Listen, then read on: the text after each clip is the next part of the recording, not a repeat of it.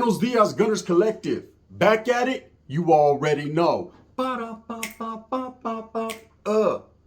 Here's another one. Ba-da-ba-ba-ba. She said, what? Ba-da-ba-ba-ba. I knew she was a torta with some bad habits. Bye-up, bye-up, bye-up. In the drop. Ba-da-ba-ba-ba. And the menudo style in a direct fashion, man. You guys see the thumbnail, so we're going to get straight into it. But before we do, let's hit that like and subscribe button. Put your notifications on all so that way you're abreast of all the dope content I'm bringing all week long. And I appreciate you guys. Happy turkey season, man. It's November 1st and we're about to get it in here first, right? You already know what it is. And we're going to speak on some real things, real truth, real facts, and something that actually happened in my life. Some I'm not too proud of, but I had to take that elbow, man. When it goes down, it goes down. And it was going down that night it went down. And I'll forever be tainted because of it going down. You know, I've had a lot of things over the years happen to myself. You know, when you're out there in the streets, you're gangbanging, you know, the reality is things are going to happen, man. You're going to take wins, you're going to take losses. There's going to be a lot of suffering, a lot of struggle, a lot of hardship, whether it be incarceration, whether it be, you know, homeboys turning their back on you or you're turning your back on homeboys. Whether it be, you know, motherfuckers telling on you or just coming up short, you're going to experience a lot of things that you didn't sign up for. You're going to experience a lot of hardship. That's just the way it is. You know, that's part of life. Such is life when you're out there gangbanging, and the reality on the streets are no one has love for no one, man. The truth of the matter is, you know, you're on your lonesome and you're very fucking guard. Is he on his lonesome? Lonesome, right? And this night I was going to find out that indubitably, man, I was pretty much on my only. So I've talked about certain situations in my life, things that have happened to me. You know, I've been stabbed, scraped, shot, numerous times, you know, battery packed, anything that you could think about happening to one's body has happened, man. I got fucked up.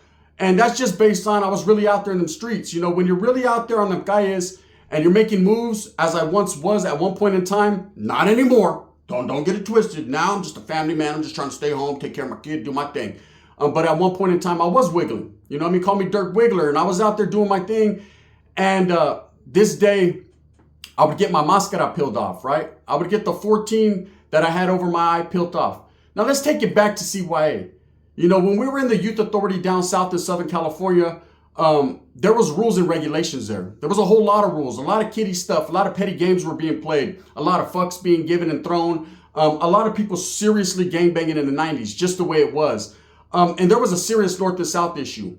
Definitely, indubitably, man. Hey, you can chalk that one up to the bank, homie. Guaranteed that if you were from Northern California and you hit them motherfucking main line right there in Fred C. Nellis down south, you were going to get scraped on a little bit, man. You were going to get tested. Vatos were going to run up on you. But the cool part of the game was not everybody knew who everybody was because we were on certain compas. So if there was guys from other buildings, other compas, because that's what we called them, they didn't know quite who you were. So they had rules and we had rules. And one of their rules was if they hit us up and we said we were norteños, they would get off on sight. And one of our rules is if a vato hit us up, we would get off on sight. So quietly as it's kept, there was a whole lot of sightage going on. There was a whole lot of people getting off on sight. You can only hope, man, that you could just walk through that school area or go to church or go wherever, man, without getting discovered, man. But no one was trying to fly under the radar. Motherfuckers was out there really representing. So I remember having that junta with the homeboy Bad Boy the Sakura, Shadow from Richmond, Spanky from Gilroy, Cisco from San Fran, Soldier Boy from Stockton, myself, Spookio from Salas. A lot of homeboys got together and for no other reason we decided that we were going to get tattoos on our faces or on our earlobes or on the back of our heads or on our fucking foreheads. We wanted everybody to know exactly how we were trooping, exactly how we were rocking, man. So a lot of us got XIVs, X4s, 14s. This was about the time that X4 started getting played out. Wasn't a lot of homeboys getting X4, and that's truth.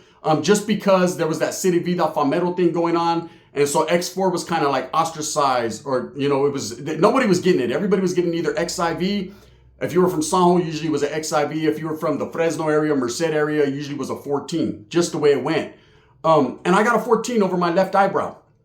And I remember that day, man, the homeboy K9, the Fresno Bulldogs is the one that actually put the 14 over my eye. And I actually put an F14. Well, he actually had an F14, but está chueco. So I had to fix it up dot to dot. Old school dot to dot, a staple, some ink, straight up old school, right? That's the way we did it, man. But I remember that day coming out of the cell, head all puffy, man, big old 14 on my eye. And Walter's like, the fuck does he got? You know, the Southsiders did not comprehend or understand what they were supposed to do. Were they supposed to get off on site? Were we busting eyes? Were we disrespecting? You know, it wasn't about put your shirt on. You can't put your shirt over your eye. That's just what it was. You know, it was going to be seen. And the reason we got it is we were tired of Vatos hitting us up, man. And I've spoke on it before. We were just tired of the bullshit, man. You get tired of getting jumped on every day for frivolous rules and regulations. It just is what it is, man. You're either going to represent or you weren't. You either were going to put it down or you won't. That's just what that was. So anyways, I went through my years of CYA with this big old 14 over my eye. I was about an inch high, you know. And this is back before a lot of people were getting tattoos on their face. Not like it is now where motherfuckers have lightning bolts and ice cream cones on their cheek. This is way prior to that, you know. So it was very rare to see Vatos with their body or their hood, their organization, their group, 14s, 13s on their eyes. There were some, but very few at this particular time. And then it exploded in the 2000s. But so I was one of the very few. I remember me, Shorty from Fresno had 4 dots on his eyes. K9 had the F14. Chucky from Sanjo had the XIV. Puerco had an XIV. There were a lot of us had, you know, symbolizations of what we were rocking. And there were several Sureños that started to get treces. And a lot of them already had it. That was kind of where we got our idea from. I ain't gonna lie, man. We seen a Vato with a big old suit over his eyes. I said, slap a 14 right there ASAP, right? Because I wanted to gang bang, but not only that, I wanted to represent where I was from. So anyways, I went through the years of that, and I kind of got to the point where I kind of forgot I had it. You know, a tattoo's a tattoo. They're supposed to mean something to you, and that definitely meant something to me. That was put on, branded on me in a way to show what I was representing. So yes, I earned that tattoo. That tattoo was there for good, or I thought it was, and that was that. So years passed. Now it's 1996, man, middle of the summer, riding in a motherfucking Hummer, right?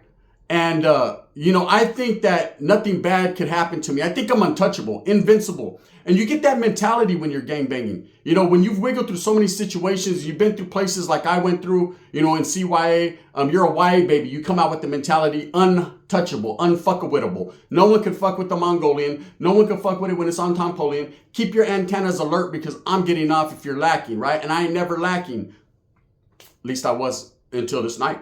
So, you know, at about this time is when the Sureños started to become relevant up north in Northern California. When I say relevant, no disrespect, man, at all. They've been doing their thing for several years, you know, and I respect it, respect their cause, respect their journey.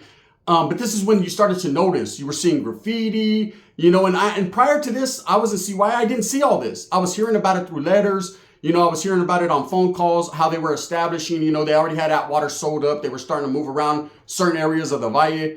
And that was the opposition. That was the threat, man. That was the people trying to evade the northern stronghold. So we definitely were at odds. You know, the situation didn't stop. Now, I got out of YA with a different mentality. My mentality was more organizing the homeboys, getting us together on the same page, getting tired of the red on red bullshit. But more so, it was if we seen Southsiders, upstaters to what they call themselves now. Back then, they were just Sureños. Then they changed that name. It was on. It was on like Dinky and Donkey Kong. We were going to throw barrels at each other. Facts, right? So anyways, this day, I remember, I've told this story before, and I'm going to tell one more time again because this is how I got my fucking mascara peeled off. Because I had a homeboy that got at me, hey, I don't ever see no 14 in the eye when I see pictures. You have to look close, eh? It was there until a screwdriver delivered it from my face. Like they delivered me from evil. So, and I'm kind of glad it's gone, and we'll talk about that. So, anyways, this day, I remember the homeboys gave me a phone call. They were like, hey, bro, you know, what's up with it? You ready to fucking go kick it? And I was like, nah. They say, look, trip out. There's a couple tortas. You know, at the homegirl's house, we're helping her move. And the homeboy Chile's over there. And let's go swoop over there, man. Go help them move. And it's like, you never know what we can get into. A little wangala, wangala. I said, I don't know, bro. I'm kind of tired. And I remember I was real tired that day. I wasn't in the mood. I just, you know, I was tired. I don't know what I did that day. I was slinging A1 from day one. So I was out there really on the block, serving, curb swerving, right? So I really didn't want to go with the homeboys. And I had a gut feeling. And usually in life, go with your gut feeling. Because if you don't, bad things are going to happen to you. Hey, word to the wise, knowledge you can't get in college. Go with your gut feeling, that's it. I didn't. And that's why my fucking eyes like this. So anyways, the homeboys came to swoop me up in the Regal. And I remember it was about 4 or 5 homeboys. A little young homeboy in the back. I jumped in the back of the Regal like Bugsy Siegel, do it all legal, right? And we smashed over to E-Town, Atwater. Now, I was on high alert because I already knew Atwater was already invaded, humps. To be quietly as it's kept, I hear there's norteños now, but at that point in time, there were none. There was no established barrios. It was all sureñoism. It was going on. Like I said, my primo and a couple other vatos from Long Beach established that place. It was there, right?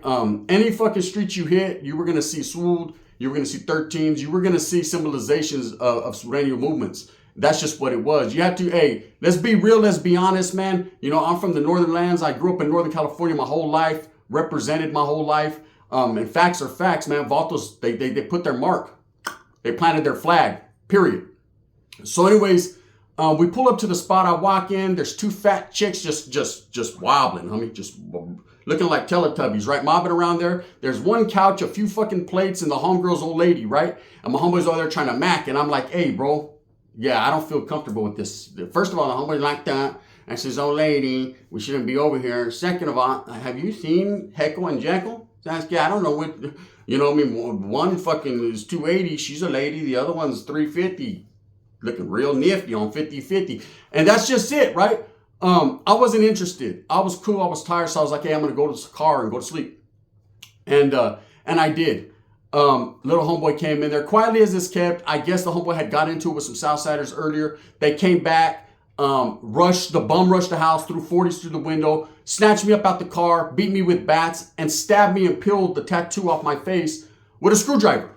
Okay, I woke up in the middle of the street. What happened, Holmes? What happened? You got fucked up. That's what happened, right? Guess what? Tupac got shot. It was the same night Tupac got shot, right? So I got fucked up. And I've told that story before. Here's the aftermath. So I'm bandaged. My whole head's bandaged. My eyes fucked up. I'm not realizing exactly what happened. You know, shit happened fast. You know, I got knocked out with the bat. I was asleep, woke up, see the homeboy getting booked, jump out the car, they hit me with the bat, drugged me, right? I'm getting stomped, all that, I guess. So I go to the hospital. The ambulance takes me to the hospital. They put a bandage over my fucking forehead and send me back home. So when I walk into the house, the homeboy's like, hey, did you hear about Tupac got shot? Mike Tyson won, Tupac lost. I'm like, damn, that's what's up, right? What about me, though? Fuck you, right? You're on your own, homie. A few days later, I take this bandage off my eye, and I remember I had to go to a wedding, a quinceañera. All this shit was popping with a bandage on my eye. I looked like fucking Johnny Depp from fucking Pirates of the Caribbean. You know what I mean? I was getting my fucking Willy Wonka on my, what is that? The one-eye Willy. So anyways, I look in the mirror for the first time, and I see that my fucking tattoo was gone, removed, scraped, no longer there. And it was like a piece of my soul was taken from me, man. A piece of my history, a piece of my memory was gone. And I remember thinking to myself, I'm going to get it even bigger now. Fuck these waters. Let's say run back time. So I was getting hi-ho silver. Let's go, right? But there was more pressing matters to handle. And these are the matters that I say, man, that make gangbanging a hardship, that really leave a sour taste in your mouth. You know, I don't remember exactly what happened. Like I said, man, I can only piece the story together by what other motherfuckers that were there tell me. And of course, everybody that was there got a little taste of a DP. Everybody there got a little taste of something they shouldn't have got. All but me and one other homeboy. And I'm going to tell you what, me and two other homeboys. I'm going to tell you why. When I'm getting drugged around the streets of Atwater, out of this car, beaten with the bat and stabbed with the screwdriver, the homeboys done hit the lights and they're ducking inside this house. The Sureñoism gang is going on out there. The homeboys ain't doing shit, man. My homeboys are leaving me and the little homeboy Jesse out there to get booked on. One homeboy grabbed a fucking plate like a soldier, ran out the back and came smashing plates in people's heads and knocking them out without a doubt. Without a doubt, wow, right? He did his thing. But the rest, man, I guess, you know, we weren't homeboys no more. The same homeboy that called me, hey, come on, fool, we're going to kick it, it's all good, was ducked down behind the sofa, man, trying to hide behind a recliner. You know what I mean? Trying to be a lazy boy. It just was an ugly situation. When I found this out, I was furious, man. I was upset. But I was more upset with myself for putting myself in this situation. I was more upset at the fact that, you know, the fucking homeboys left me hanging, man. You know, again, time and time again, I tell these stories about being left hanging. You know, my eyes hanging out, my fucking flap of my skin is hung off, and the homeboys are hanging behind a fucking love seat. You know, with two fat bitches, a partridge, a pear tree, and another homegirl that shouldn't even be there because her old man's locked up. It was an ugly situation, but such is life. Now, we had a junta, you know, right there at the dead end park in the neighborhood, man, and several homeboys got beat up, right? It's just what it was. And me and one other homeboy had to double back, you know what I mean? To what degree of double backalization, I can't speak on, but let's just say the double back game was real. I felt like I got mines. Now, in this situation, when your face gets scraped off, let me tell you how it feels, man. It didn't hurt. I didn't feel it. I was knocked out. I was out for the count. But my pride was hurt. Now I had to walk around as that one norteño in town, man, that got his fucking tattoo removed, taken off his face. Remember Blood In, Blood Out? That fucking Villa Placa's mine now. It said, show! Remember when they cut the shit off? I had to go through that same situation. My 14 was taken off. It's probably on some fucking Southsiders fucking thing right now. Boom. Some upstaters thing like, hey, look at it. That's that full Gunner's 14 right there. See it? Look at it. It's all scabbed up and shit. Stinks too. Fucking vato, right? Old school. As I grew up, man, I understood what it was. I understood that's the game. That's part of the game. You know, I've done many bad things to many bad people, or many bad things to good people. And it's karma catching up to me, and it caught up to me fast. It swooped in and fucking scraped me.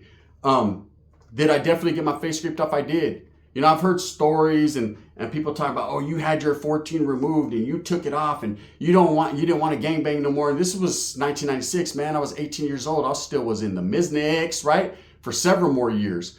I just found myself in a north-south situation. And that's how serious it was. See, it's a lot different now. And I appreciate the fact that it's a lot different now for all these youngsters that are going through the motions, you know. Nowadays, they'll just shoot you straight up. See, back in our days, you would fight, stab, maim, torture, a little bit of everything. But nowadays, they'll just bop your ass. You know what I mean? Lacking, bop, bop. You know what I mean? It's like playing fucking, I don't know, whatever game you play shooting. You know what I mean? That's how it is. But back in my days, it was a little different. So yeah, they scraped me. I remember when one of the homeboys that apologized, that was actually there, that didn't participate in the reindeer games, got at me because he was a close homeboy of mine, and I asked him why, bro. Why'd you turn the light off? I did. The bitches turned the light off, fool. So I was scared. I swear to God, when she was walking over there, you could hear gravy dripping off her arm. It was slow motion, homie. And so I didn't know what to do, so I just ducked, eh? You know what I mean? I said, all right. You know, how do you feel now? And he's like, man, I feel like you're uglier than you were, right? We ended up having a great conversation, and I forgave the homeboy because, you know, that's part of the game. You know, you don't know what happens. Things are moving fast. I know me. I'd have turned the fucking light back on, told the fat chick, move, bitch. Look at that. She's big. And just took off running. First of all, I wouldn't even been in that situation. That's why I was in the car. So I was scared. They were over there trying to go to Jack in the Box and get a jumbo jack. They already had 2 big fat ass jumbo jacks. They didn't have to do much more, but they were doing it. That was the definite. They weren't even tortas. Pensa to the tortas. Gordas. Because we're different, right? These were the whole thing. They were the whole enchilada. Straight up. So anyways, years pass, and now I think about it, I look at myself, and I still see the scarring, I still see the outline of a tattoo, and I think to myself in situations, man, that it actually saved me, because let me explain something. One time, I'm in a county jail, right? And I was in a place I was supposed to be in, more in Southern California area. And I go to a county jail, and they just put me in holding. I'm only going to be there like maybe 2 days, right? I already know it's a quick in and out. And I'm thinking, damn, if I run into Southsiders, man, back in the days, I would have had this big old 14 of mine. It'd have been on and cracking, you know, can I wiggle by? Because by this time, I'm not active. I'm not gangbanging. And one of the guys sees that line and goes, hey, man, what was that? You from 19th Street? I said, nah, homie, that was a 14. He was like, what? You from Cantones? Let me know. And I said, nah, homie. And, you know, and we had to catch a head of fade. But it could have been much worse. You know, it could have been where Vatos plotted on me. Oh, they see me. Hey, that's a buster right there. Bam, and got me. You know, so quietly as it's kept, for those that have asked the question, you know, what happened to the 14? Did I cover it up? Nah, man, it got taken off with a screwdriver. Motherfuckers peeled my mascara back. You know, come to find out from the stories that I heard, you know, I was hit with the bat several times, drugged for about a half a mile, and they cut the fucking 14 off with a screwdriver. I hope it was a fucking flathead and not a Phillips. I don't know. There is a little star indention there. So Sasuke, they might have just did one of these and took it off. You know what I mean? Like a fucking chick trying to two-fist me. That's just what it is. Sasuke, go ahead, girl. Get your twerk on. You know what it is. With that being said, gente, facts, true stories, you know what it is. You're going to get it right here on Gunners Collective, indubitably. With that being said, I hope that you move smooth with a purpose. Get everything that you want coming to you. Remember, at the end of the day, it's all about the strive to struggle and the struggle to strive, man. Things happen when you're gangbanging. Things happen in that life, man. You just got to chalk it up and keep on moving. Don't stop. No, because at the end of the day, and there will be an end, man, you could end up like me. What happened, Holmes? What happened? What happened? You got beat up. That's what happened, puta. Straight up. Well, what about you? Shit, I hid behind the couch, eh? I'm good. And that's it. Thumbs up or thumbs down. Heavy's going to be the head that wears the crown. I'm going to continue to strive and struggle and struggle and strive for what I honestly and truly believe in, and that's giving you guys the best possible content I can. We're going to continue to rock right here on Gunners Collective. The fact remains, man, I do what I does, cuz, and in that fashion, bang, bang.